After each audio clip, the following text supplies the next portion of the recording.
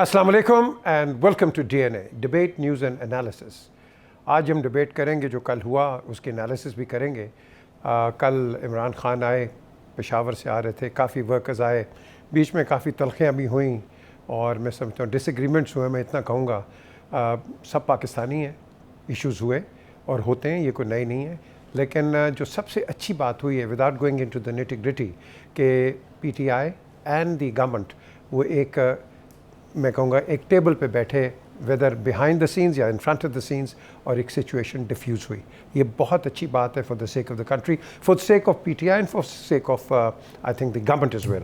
Of course supreme court ने अपना एक जजमेंट दिया कि भाई तुम दोनों बैठो, अच्छी बात, बैठो, बातचीत करो और सब चीज़ डिफ्यूज़ होगी। सो इमरान ने इसको कहा कि भाई इस वक्त सब चीज़ ख़त्म, लेकिन 6 दिन के बाद मैं आऊँगा अगर आपने इलेक्शन की डेट्स ना दी। शहबाज शरीफ ने काउंटर किया कि he will not be dictated bye Imran कि जी कब मैं इलेक्शन करूं, क्या करूं। उनका बिकॉज ऑब्वियसली उनका एक सोलो डिसीजन नहीं है, उनकी पार्टीज़ हैं, उनके इत्तेहादी हैं, वो एक अपनी अलायंस से बैठ के बात करेंगे। साथ साथ आती है IMF की जो न्यूज़ आई है, ये इस पर बात करेंगे। बड़ा एक सीरियस मसला है और नेथन पोर्टर जो कि उसके चीफ हैं, उन्होंने तो बड़ा क्लियरली कहा है कि मुझे कोई वर्बल एश्योरेंसेस नहीं चाहिए आपसे, I want everything in writing. इस पर बड़ी डिटेल हम बात करेंगे। एंड एक और चीज़ जो है EVM का बिल ये पास हो गया, so that will be out abolishing EVM in the next elections. And overseas Pakistanis, bad news for you कि आपका एक होप की जा रही थी कि भाई आपका भी एक वोट होगा, लेकिन आपका वोट नहीं होगा। चले इस पर भी बात करते हैं, फिर यासीन मलिक पे भी बात करते हैं। लेकिन ये जो सारी तलखियाँ हुई हैं और जो कल का सारा सिनेरियो है, बहुत सारे नेशनल टेलीविज़न ने इस पर बड़ी बातें की हैं। आप इसका निचोड़ कैसे निकालेंगे? देखिए, मुझे 2-3-4 इसके आस्पेक्ट ऐसे हैं जिसके ऊपर बात होना बहुत ज़रूरी है। जो इमरान खान साहब ने दावा किया था कि मैं 20 लाख आदमी लेके आऊँगा, वो क्या लेके आए उसके ऊपर किसी तबसरे की ज़रूरत नहीं है। टीवी कैमराज़ ने भी दिखा दिया, लोगों की आंखें खुली हैं, वो देख सकते हैं कि कितने लोग उनके साथ थे। जो अहम बात है वो ये कि पंजाब ने ऑलमोस्ट इमरान खान साहब को बिट्रे किया है, सिवाय 3 शहरों के, सरगोदा, जेलम और लाहौर के, या डेरा गाजी खान से कुछ बसें चली थी। और मेरे ख्याल से ग्रास रूट लेवल के ऊपर आप गाँव देखें, तहसीलें देखें, वहाँ कुछ उनके हवाले से कोई सपोर्ट उनकी नहीं थी। और आज उनकी इस तकरीर जो थी सुबह 7:30 बजे जो मैं सुन के सोया, उसमें भी उन्होंने कहा कि अगली दफ़ा मैं आऊँगा तो पंजाब से भी नुमाइंदगी जो है वो भरपूर होगी। लेकिन जो मेरे कंसर्न है वो इससे बहुत मुख्तलिफ है। मेरा सबसे बड़ा कंसर्न जो है वो ये है कि हमारी इस्टेब्लिशमेंट और हमारी अदलिया दोनों जो हैं, उनको अब ये बावर कर लेना चाहिए कि इमरान खान साहब अब प्राइम मिनिस्टर नहीं रहे हैं और उनके साथ वो लाडले वाला सलूक अब बंद हो जाना चाहिए।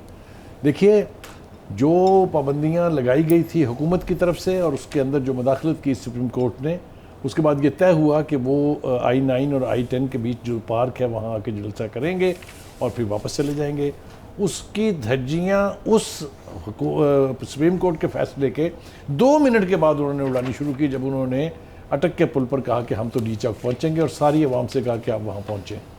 एक इतनी ज़बरदस्त वायलेशन सुप्रीम कोर्ट की क्लियर इंस्ट्रक्शंस की जो है, उसको जिस तरीके से फिर आंख बंद की गई, उस पर मुझे बहुत सख्त इतराज़ है। मैं वो अपना कंसर्न जाहिर किए बगैर नहीं रह सकता। चीफ़ जस्टिस साहब मुझे नज़र आए कि वो जवाज़ पेश कर रहे हैं कि क्यों उन्होंने इसके ऊपर एक्शन नहीं लिया है। कहीं उन्होंने ये कहा कि इमरान खान को शायद मैसेज जो है वो कन्वे नहीं हुआ।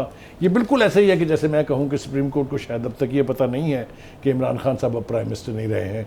तो ये जो है ना, एक एक्सक्लूसिव ट्रीटमेंट उसके साथ ये बंद हो जाना चाहिए। अब he is no longer prime minister of the country, he is just about a citizen.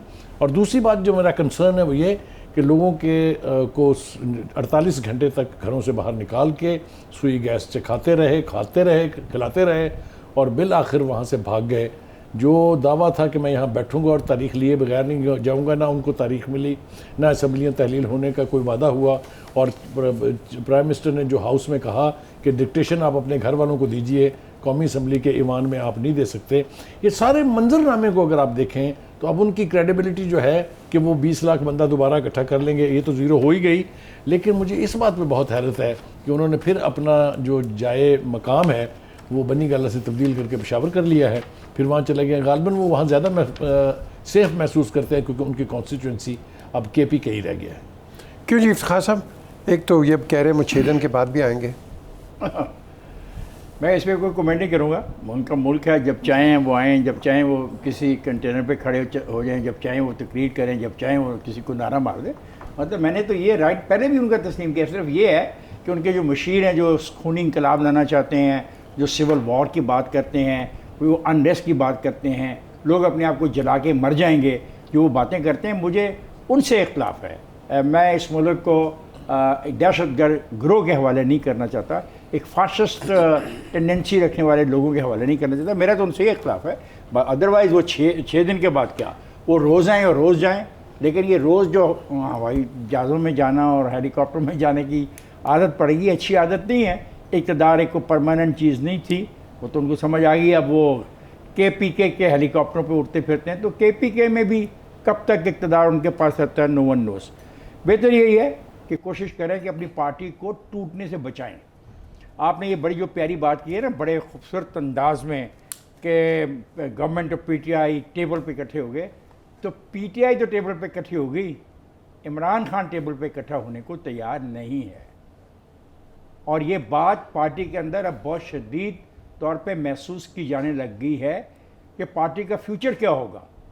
क्योंकि पार्लियामेंट्री डेमोक्रेसी में इतना लंबी जो खिंचाव है वो चल नहीं सकता। हर 6 दिन के बाद लोगों को सड़क पे कॉल नहीं दी जा सकती।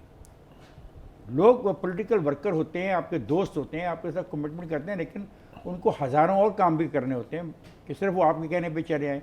तो मेरा ख्याल है कि इसमें जिन लोगों को लाया गया कल पेशावर से हेलीकॉप्टर के ज़रिए, पहले तो कहा गया ऐसी कोई मुलाकात ही नहीं हुई, कोई ऐसा मुआहदा ही नहीं हुआ, अभी मुआहदे की बात ही नहीं हुई। तो सबसे पहले शिबली फराज ने ट्वीट कर दिया कि नहीं, हमारी कोई बात नहीं हो रही।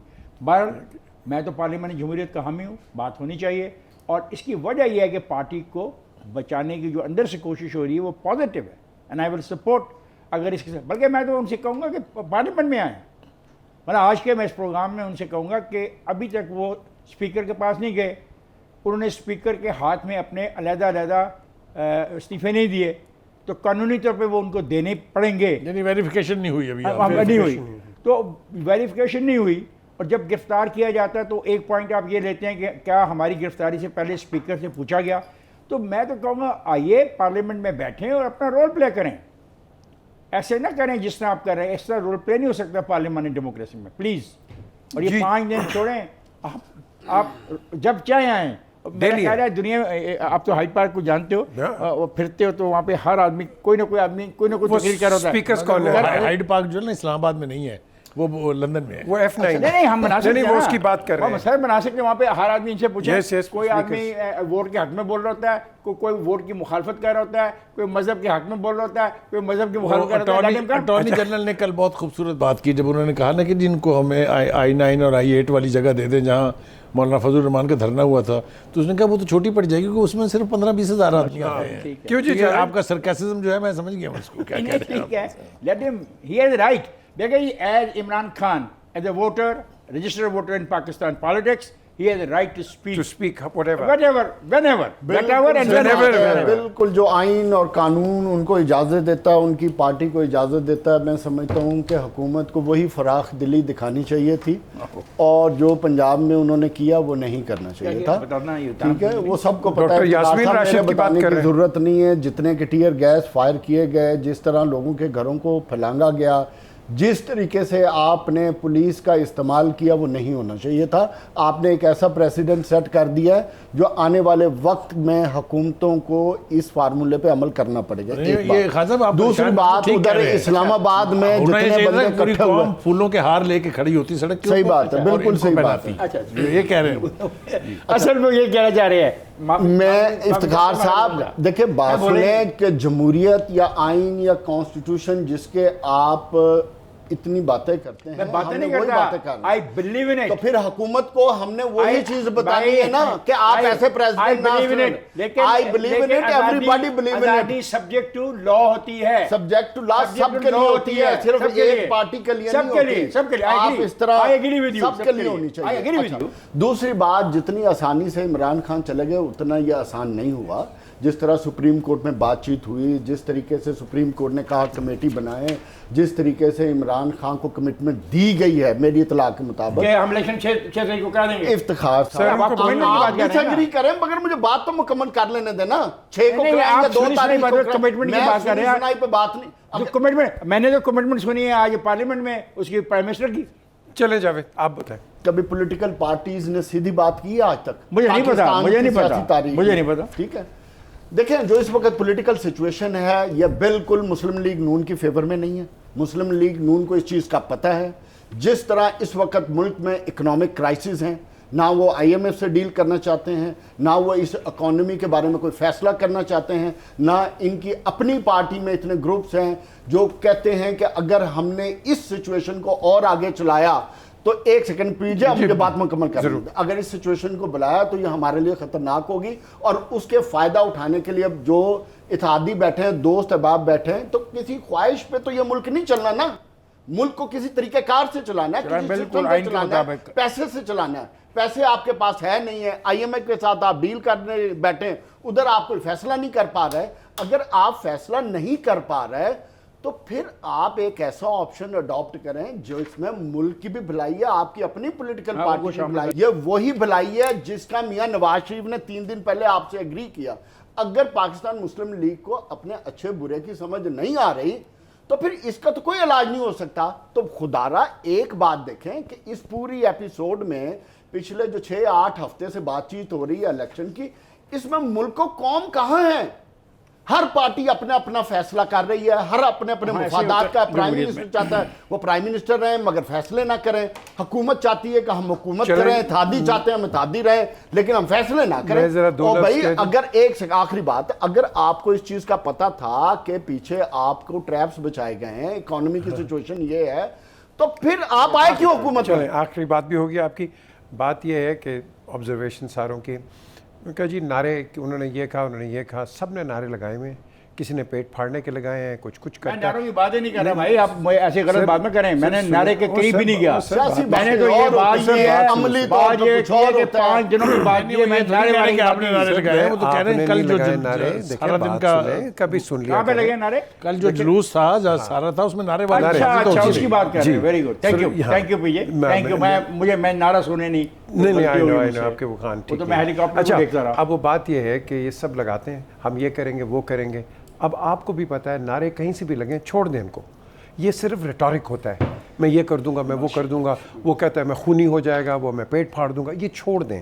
एक दूसरा, बड़े लोगों ने कोशिश की कि PPP को ख़त्म कर दें, बड़े लोगों ने कोशिश की PMLN को ख़त्म कर दें, बड़े लोग आज बात कर रहे हैं कि PTI की इसको ये टूट जाएगी, ये होगा। कोई नहीं टूटता। ये एक एनालिसिस होता है, एक बात होती है। और जमहूरी निज़ाम में, और जमहूरी निज़ाम के अंदर इसी पार्ट में ये मसला तय करने की टूट सकती है या नहीं टूट सकती है, और मैंने क्यों कहा। ठीक है, चलें जी, हम ब्रेक पे चलें। ब्रेक के पास वापस आते हैं, इसमें हम करते हैं। ये सबसे बड़ा इंपॉर्टेंट इशू आपके लिए यही है।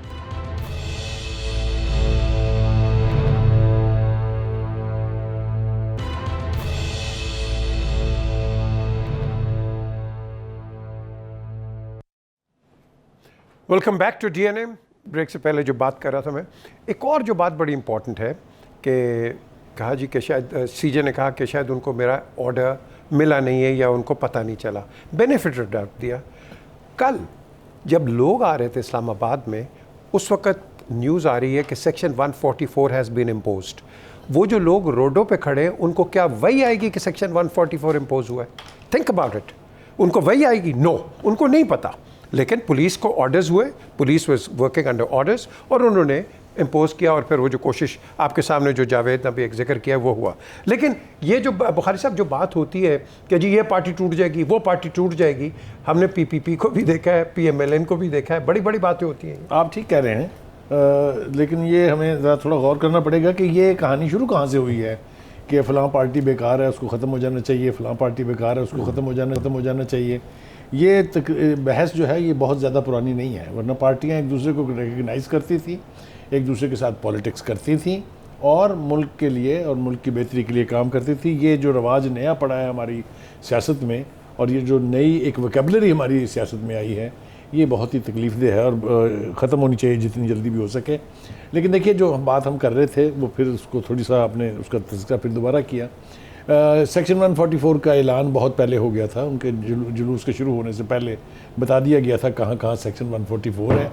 और अब अगर आप ये कहें कि किसी को ये पता नहीं था कि रेड जोन कहाँ से शुरू होता है और कहाँ ख़त्म होता है, ये वो एक्सक्यूज़ हैं जो हम दे तो सकते हैं, लेकिन ये पता सबको था। इमरान खान साहब को बिल्कुल ये टाइम से बता दिया था कि सुप्रीम कोर्ट ने क्या कहा है।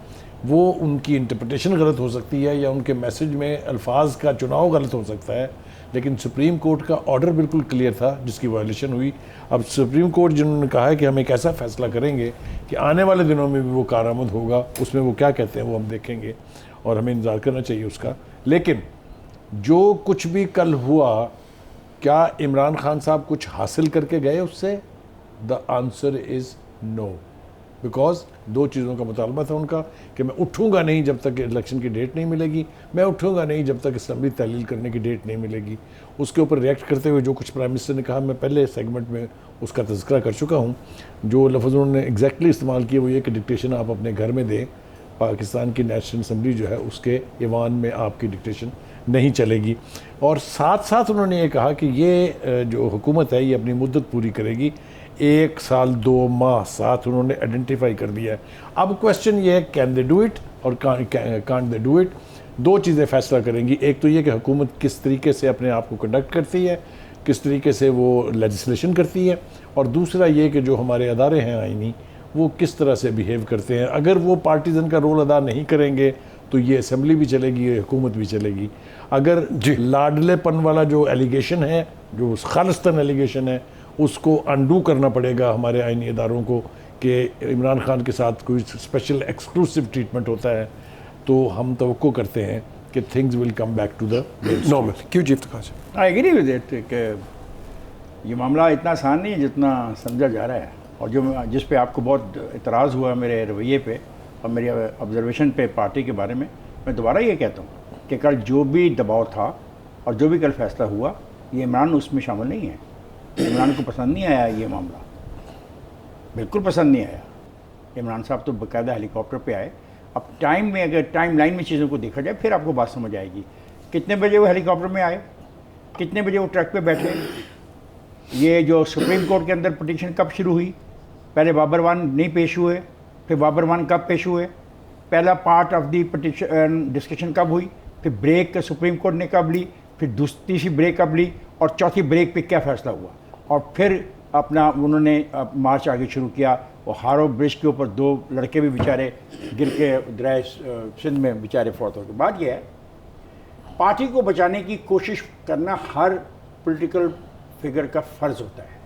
पार्टी एक बड़ी पार्टी है, इसको 1 करोड़ 1.5 करोड़ के करीब वोट मिले हैं। तो एक आदमी की ज़िद के ऊपर पार्टी तबाह हो जाए या पार्टी को नुकसान हो जाए, वो लोग नहीं अफोर्ड कर सकते जो इलेक्टेबल है ख़ास तौर पे। तो उन्होंने कोशिश की और मैंने इसका इजहार किया। अब वो पार्टी उस तरह टूटती है या नहीं टूटती, जैसा नून और शीन की बात बहस मैंने नहीं की। मैंने नहीं कहा कि नून और शीन हो जाएगी और यहाँ कोई इसका धड़ा लगा हो जाएगा। ये जो बंदा कहता था वो कल नजर नहीं आया कहीं। वो आया नहीं, वो था अपने घर के बाहर, उसने जलसा किया था। तो मेरा मसला ये है, देखें बात सुने, अगर ये बात नहीं, आपको मैं बंद कर देता हूँ, अगर आपने उसको उनको आप अपनी बात तो पूरी कर लेना, अपनी बात तो पूरी करें ना। करूं? हाँ, करें।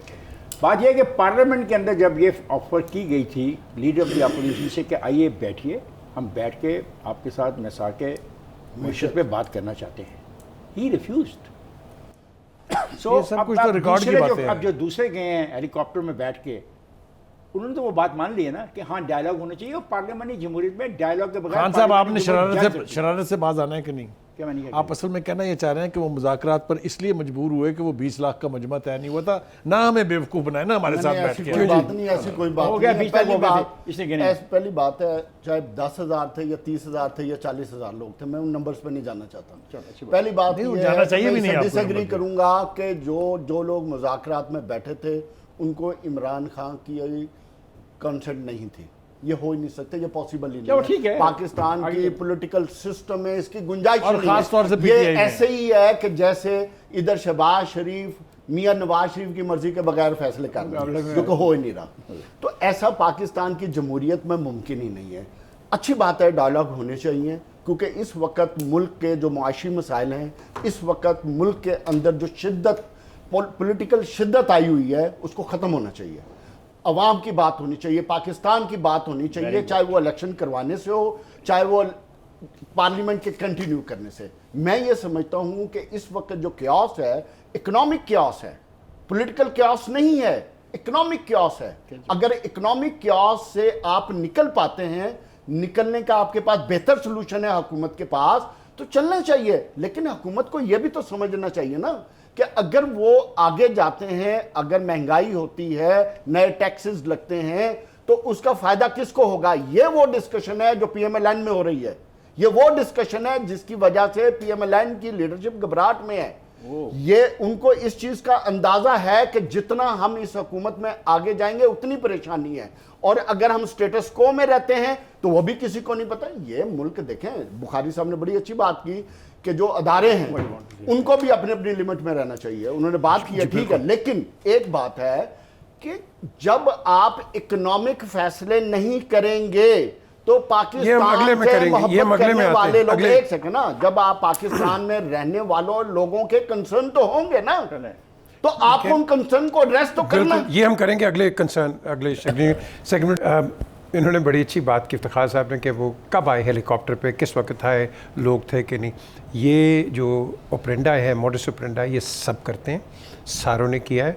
और एक मैं आपको वाक़या बताता हूँ। मैं मियाँ नवाज शरीफ के साथ वापस आ रहा था, तो जहाज़ लेट चल रहा था हीथ्रो से। क्यों? वो जल्दी चल रहा था, बेग पार्डन। तो एक आदमी बिज़नेस क्लास में गिर गया, उसको हार्ट अटैक हो गया। पुलिस आ गई, मेडिकल डॉक्टर्स आ गए। अच्छा, वो बंदा एक आंख से खोल के देख रहा है और दूसरी तरफ से कह रहे जी मर रहे। बाद में पता चला वो एक डिलेइंग था कि ताकि जहाज़ टाइम पे पहुँचे और लोग पहुँच जाएं इस्लामाबाद, ताकि मियाँ साहब को रिसीव किया जाए। तो ये फैक्ट है, ये फैक्ट है।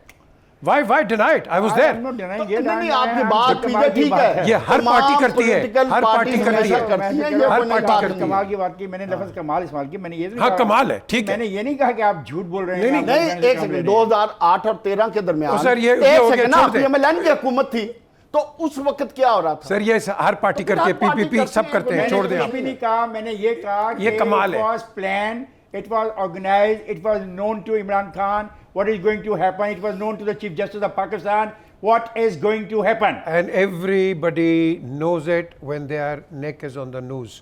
एक ब्रेक की तरफ चलते हैं, ब्रेक के बाद वापस आते हैं। हाँ सर।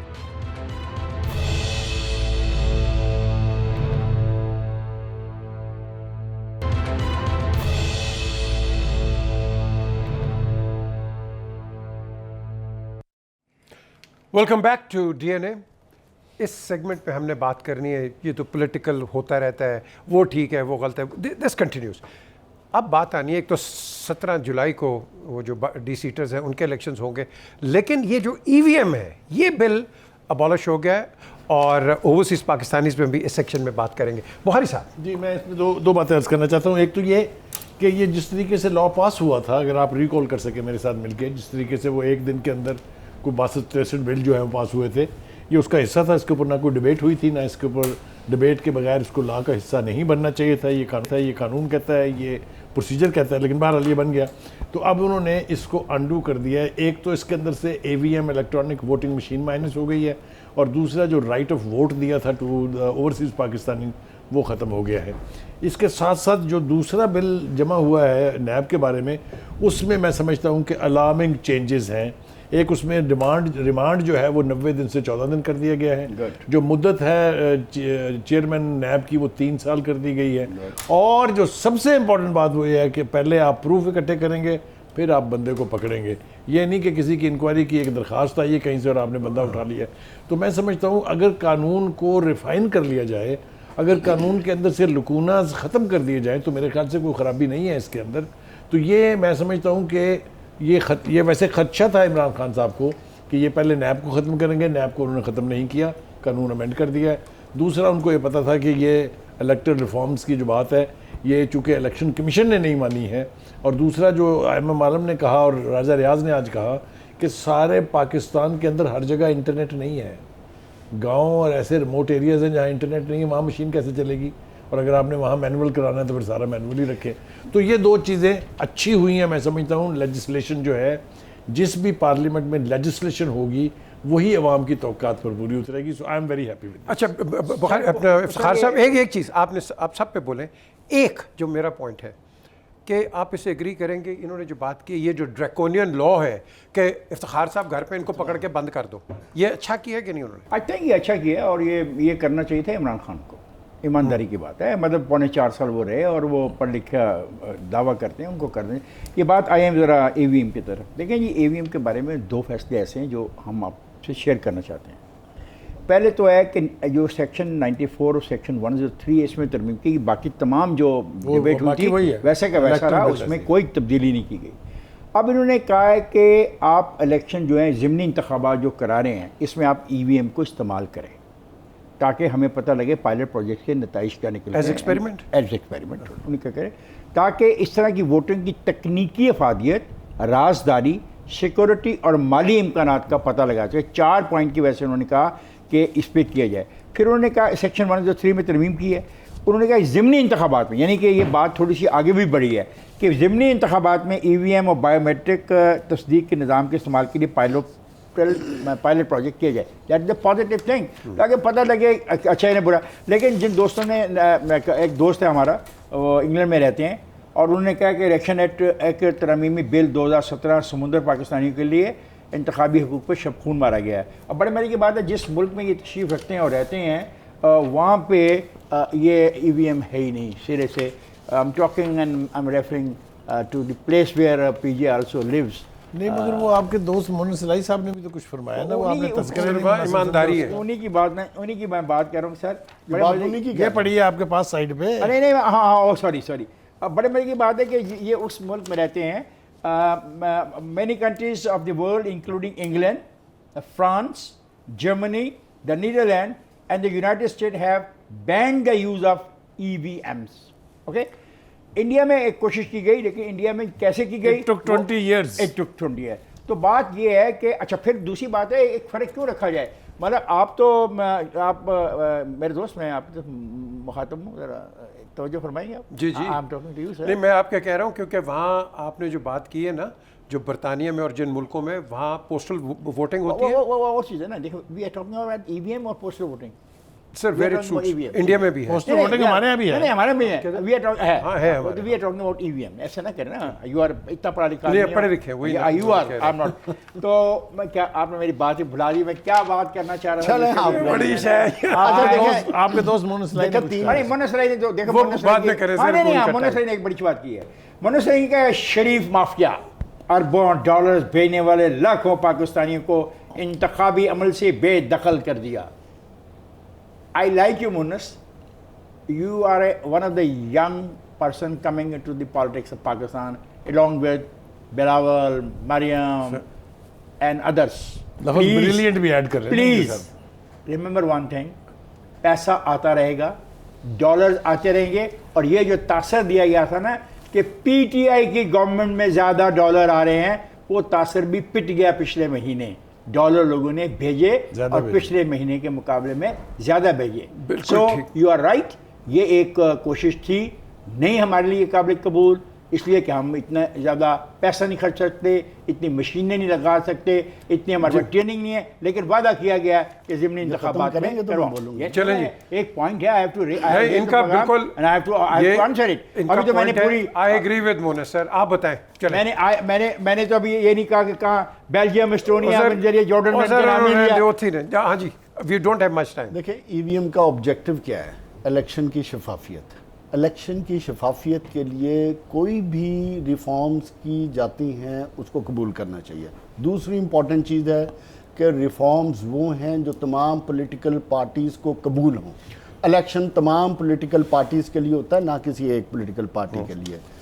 EVM की जिस तरीके से मरहलावार वो लाना चाहते हैं, मैं इस बात को सपोर्ट करूँगा, होना चाहिए।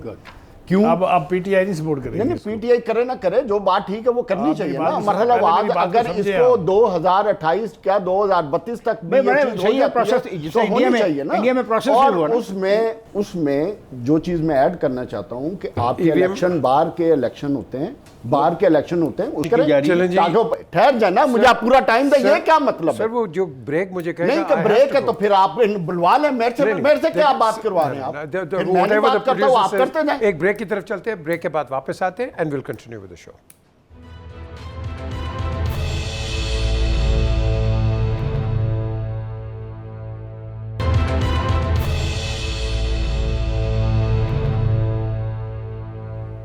Welcome back to DNA. Democracy हमेशा वो होती है कि जो अगले को मौका दे, अगर मौका नहीं मिलता है ब्रेक के बाद मौका दे। और मैं आपको दोबारा मौका दे रहा हूँ, ईवीएम पे आप खत्म करें, क्या कहें? देखिए, ईवीएम की बात क्लियर होगी, अगली बात है ओवरसीज की। यस, ये सबसे That is इंपॉर्टेंट important. चीज है। देखिए, वो लोग आपकी इकोनॉमी में कंट्रीब्यूट करते हैं, ओवर $30 बिलियन आपके अगर वो रोक लें तो सोचे आपकी इकोनॉमी का क्या हाल है। बात यह है कि आप अगर उनको ये लेके आ रहे हैं कि सीटें उनके लिए मुख्तस कर देंगे, तो ये तरीकाकार गलत है, ये तरीकाकार मगर ये गलत आईनी है। तरीका आप है। आईनी तरीका आपको वही है कि उनको वोटिंग राइट दें आप। नहीं, आईनी देखें, तरीका इस- वही है कि उनकी सीटें रखें। सर सीटें 1973 का कॉन्स्टिट्यूशन एक यही सेकंड, कहता है। नहीं, एक सेकंड बुखारी साहब, बात ये अगर आप उनकी सीटें रखते हैं तो आज एक पॉलिटिकल पार्टी आती है, वो अपनी मर्जी के जितने मर्जी बंदे ले आए। बात यह है कि ओवरऑल रिप्रेजेंटेशन एलोकेटेड होती है, एलोकेटेड। आइन में लिखा जाएगा। मेरा पॉइंट बड़ा सिंपल है, पॉइंट ये है कि मैं तो इस चीज के भी हक में हूं कि औरतों को जो आप रिजर्व सीट पे लाते हैं वो भी नहीं होनी चाहिए। औरतों को Election होनी पॉलिटिकल चाहिए। पार्टीज को बाउंड करना चाहिए कि इतने % लोग औरतों को आप वोट दें। देखिए, वो आपके उतनी काबिल हैं जितनी आप हैं। नहीं, और हमारे यहाँ रवायत है कि औरतें direct election जीतती हैं। डायरेक्ट इलेक्शन बेगम आबदा हुसैन है। सीट्स की तरफ क्यों ले जाना चाहते With हैं one- आप one उनको? word I can wind up. जो हिंदुस्तान में तरीकाकार है, उन हिंदुस्तानियों के बारे में जिनको एनआरआई कहा जाता है, हम उस पर भी गौर कर सकते हैं। ये ठीक है, मेरे that's a ख्याल very से good हम point. सारी बातें कर रहे हैं, लेकिन अगर हमने कश्मीरी लीडर यासीन मलिक जो है उसके बारे में बात नहीं की, बड़ी अच्छी बात हो की आपने, जाएगी। बहुत अच्छी बात। लीडर इसके बारे में तो कोई दो राय नहीं है। जो इस वक्त टॉप नॉचिंग कश्मीरी लीडरशिप है, उसमें बहुत बड़ा कद है इनका। और हिंदुस्तान ने उस आवाज़ को दबाने के लिए जितना ड्रैकोनियन लॉ का इस्तेमाल करके उनको सज़ा सुनाई है, उसके ऊपर जो दो बातें खुद यासीन मलिक ने कही है, वो मैं अपने नाज़रीन के साथ शेयर करना चाहता हूँ। उसने कहा, अगर मैं टेररिस्ट था तो मुझसे प्राइम मिनिस्टर ऑफ इंडिया क्यों मिला था, और दूसरा ये कि अगर मैं टेररिस्ट हूँ, एक सबूत ले आएँ तो मैं जो सज़ा कहें उसको बर्दाश्त करने के लिए तैयार हूँ, सियासत छोड़ दूँगा। अब अगर आपने सिर्फ एक मुजाहिद की आवाज़ को दबाना है, तो मेरे ख्याल से पूरी दुनिया में पाकिस्तान को as a country which supports the Kashmiri struggle, हमें हर दुनिया के कैपिटल में जाके इसके खिलाफ आवाज़ उठानी चाहिए। और तमाम फोरम्स, चाहे वो यूनाइटेड नेशन है, चाहे वो OIC है, चाहे वो नॉन अलाइंड मूवमेंट है, जहाँ जहाँ भी हमारे बस में हो, और in all important Capitals of the world हमें डेलीगेशन नहीं, भेज के उनको क्यों और जानी उसके हक में चाहिए? आवाज़। ये जो इस वक्त इंसानी हकूक की तंजीमें हैं दुनिया में, यूनाइटेड नेशन से लेके इंटरनेशनल कोर्ट ऑफ जस्टिस तक, हर फोरम ये पर। क्यों सो रही हैं? इनको यूक्रेन में तो नजर आ रहा है, इनको कश्मीर में नजर नहीं आ रहा Can कि I- जिस तरह ये Can I इंजीनियर किस्म use का one फैसला word? किया वो गया। अंधे हैं, आप सही बात कर रहे हैं, वो अंधे हैं। भैया, can I use one G. Word from Yasin Malik? मैं अदालत से भीख नहीं मांगूंगा, जैसा मुनासिब लगे सजा दें, लेकिन मेरे सवालों का जवाब भी दें। यासीन मलिक। बिल्कुल सही कहा। चलें जी, प्रोग्राम का वक्त ख़त्म हुआ है। Javed, thank you very much. Iftikhar, thank you. The legendary Iftikhar end of course the legendary आज इधर से लेजेंडरी गायब कर दो। बट कल इंशाल्लाह आपसे दोबारा मुलाकात होगी। लेकिन एक चीज़ मैं जाते ज़रूर कहूँगा, हम ये अपनी पॉलिटिक्स के अंदर कभी शहबाज शरीफ, नवाज़ शरीफ, इमरान खान, आसिफ ज़रदारी, हम इन पे जो अल्फाज यूज़ करते हैं, ये फाशिस्ट है, ये और फाशिस्ट आपके नेबर में बैठा हुआ है मोदी, ये देखो उसने क्या किया है। हमें एक दूसरे से ये गुरेज करें ना, ऐसी अल्फाज इस्तेमाल करें, क्योंकि आप करते हैं सारे तो फिर वो निचले भी शुरू हो जाते हैं। और ये एडवांटेज कौन लेता है? हिंदुस्तान। और मैं, इफ्तिखार और जावेद अब बैठते हैं हिंदुस्तान के आगे उनके टेलीविजन पे, फिर हम क्या जवाब देंगे उनको? Look after yourself and please keep Pakistan first. खुदा हाफिज़।